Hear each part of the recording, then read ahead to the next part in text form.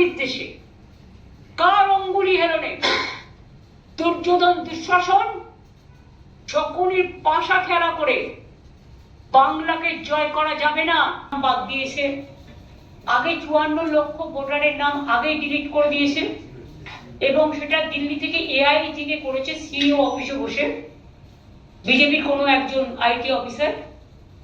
এবং সেক্ষেত্রে অনেক নাম আছে যেখানে বিবাহিত মহিলাদের টাইটেল চেঞ্জ হয়েছে বিয়ের পর, বা তাদের বাড়ির ঠিকানা বদল হয়েছে, বাপের বাড়ি থেকে শ্বশুর বাড়ি গেছে। এইসব ক্ষেত্রে মিসম্যাচ আপ, যেটা মিসম্যাচ হয়েছে অফ ম্যাপিং, এগুলো টোটালটাই ইলেকশন কমিশনের ভুলে হয়েছে। কিন্তু এটা আপনারা বিশ্বাস করেন যে একটা খুনিও যদি খুন করে, তার হয়ে যদি কোনো লয়ার না দাঁড়ায়, সে যদি মাননীয় বিচারককে বলে যে স্যার আমার কোনো লয়ার নেই, আমি আমাকে ডিফেন্ড করতে চাই, সেক্ষেত্রে বিচারক কিন্তু অ্যালাউ করে তাকে ডিফেন্ড করবার জন্য। কিন্তু এখানে যে 54 লক্ষ নাম বাদ দেওয়া হয়ে গেল, সেই 54 লক্ষ নামে কিভাবে বাদ দিয়েছে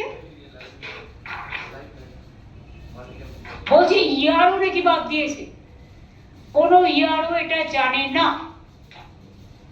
কারণ অ্যাসোসিয়েশন থেকে তারা চিঠি দিয়ে ইলেকশন কমিশনকে জানিয়ে দিয়েছে যে তাদের নাম মিসইউজ করে নামগুলো ডিলিট করা হয়েছে। যে 54 লক্ষ নামের মধ্যে ম্যাক্সিমাম আছে সমস্ত জেনুইন ভোটার। এই যে বলছিলাম না, একজন খুনিরও অধিকার আছে তাকে ডিফেন্ড করার, যার নাম ডিলিট করা হয়েছে প্রথম পর্যায়ে, যে 54 লক্ষকে বাদ দিয়ে দিল একতরফা ভাবে, তাদের কিন্তু ফর্ম 7 আর ফর্ম 8 ফিল আপ করার অধিকার আছে। এক তো কেউ জানতেই পারলো না 54 লক্ষ কাদের নাম বাদ দেওয়া হলো, না দিয়েছে লিস্টটা কোনো পার্টিকে। বিজেপি পেতে পারে, বিজেপি পার্টি অফিসে আছে নিশ্চয়ই, ওরাই তো সবকিছু করছে, পুরো ড্রাফট করে দিচ্ছে ইলেকশন কমিশনে। এবং আমরা কিন্তু সেই ড্রাফট লিস্টটা আজ পর্যন্ত দেখতে পাইনি।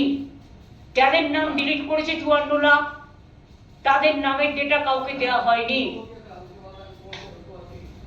যদি বলেন লোকে অবজেকশন বা ক্লেম করছে না কেন, এই যে একটা এখানকার যিনি বুড়িওয়ালা, নাম বলতে আমার ঘৃণা লাগে, তিনি একটা বলেছেন 3টে ক্লেম জমা করেছে।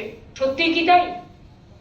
হাজার হাজার অসহায় মানুষকে 4 ঘন্টা 6 ঘন্টা 8 ঘন্টা ধরে বসিয়ে রাখছেন। যদি আপনি ডিসক্লোজই না করেন যে কাদের নাম বাদ গেল, তারা জানবে কি করে?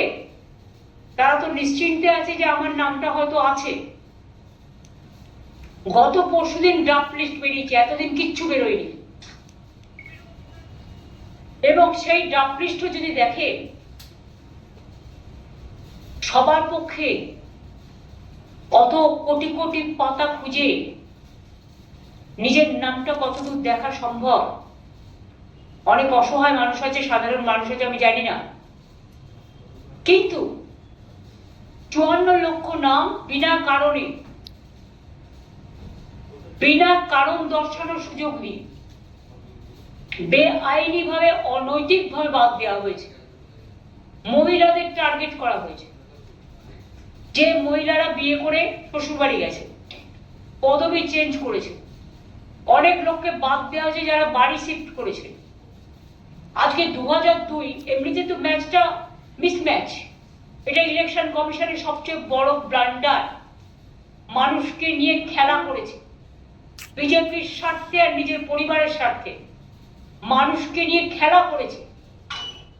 ভাবছেন ব্ল্যাক গেম আর ব্ল্যাক ম্যাজিক করে টোটাল মানুষদের গণতান্ত্রিক অধিকার কেড়ে নেবে। সেম জিনিস হয়েছিল মহারাষ্ট্রে, ধরতে পারেনি কেউ। হরিয়ানা ধরতে পারেনি কেউ, বিহারে ধরতে পারেনি কেউ।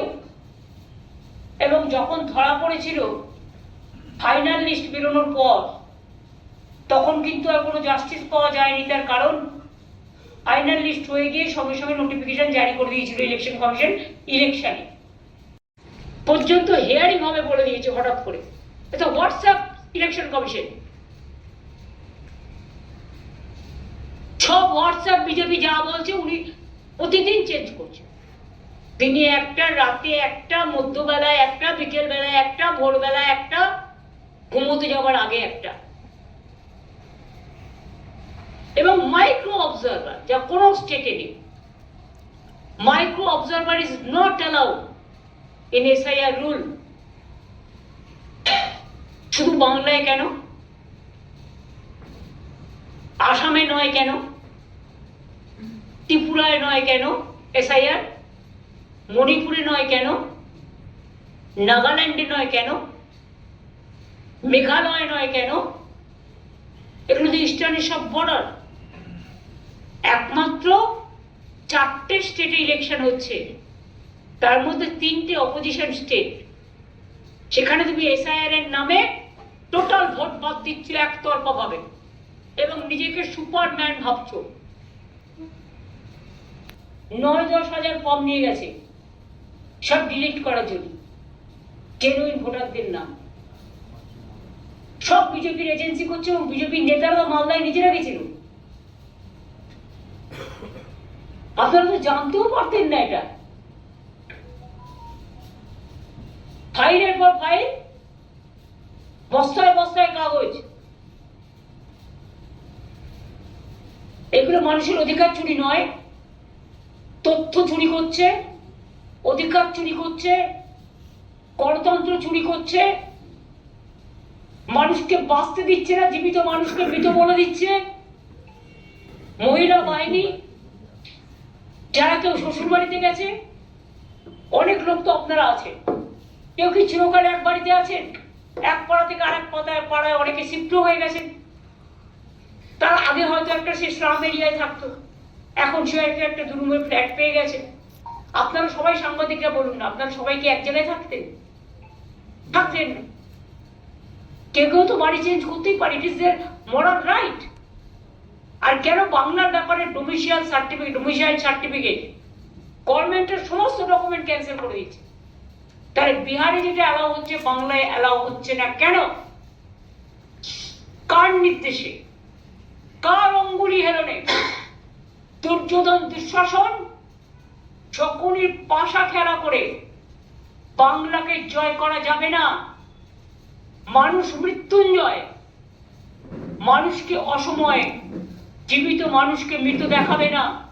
আর ক্ষমতা থাকলে লড়াই করো, গণতন্ত্রের ফেস টু ফেস লড়াই করো। ক্ষমতার আড়াল থেকে সব এজেন্সিকে দিয়ে পাওয়ার মিসইউজ করে বাংলা দখল করার চেষ্টা করবে না। বাংলায় তোমরা বাংলাকে করছো হামলা, বাংলাকে করছো জুমলা। আমি পরিষ্কার বলছি, বাংলায় তোমরা করছো লুট আর বলছো ঝুট। এবং সবাইকে বলবো, যেখানে যেখানে আনঅথরাইজড পেপার পাবে এবং বাল্ক পেপার পাবে সেখানে তারা এফআইআর করবে এবং তারা অ্যাকশন নেবে। এটা আপনারা সাংবাদিকরাও করতে পারেন আপনার কাছে যদি তথ্য আসে, কারণ আপনারাও গণতন্ত্রের একটা স্তম্ভ। আপনাদের প্রত্যেকটা সংবাদপত্র অফিসেও অনেক মানুষ অভিযোগ জানাচ্ছে। আপনারাও দিনের পর দিন দেখিয়েছেন কিভাবে নাকের নল লাগিয়ে, কিভাবে অ্যাম্বুলেন্সে চড়ে, কিভাবে প্রেগনেন্ট লেডি, কিভাবে তারা এসছে। আপনাদের অনেক ধন্যবাদ। দিল্লির গদি মিডিয়াকে বিশ্বাস করবেন না। কোর্টে কেসই হলো না, মিডিয়া ট্রায়াল শুরু করে দিয়েছে। ওদের বলি একদিন তোমাদের ভাগ্যে যে কি হবে না, তোমাদের ভাগ্য আমরা তৈরি করি না। তোমরা কাজ করছো, তোমাদের দোষ নেই, দোষ হচ্ছে তোমাদের মালিকদের। সেই মালিক ভাড়াদের বলবো শিয়াল ভায়া হতে যেও না।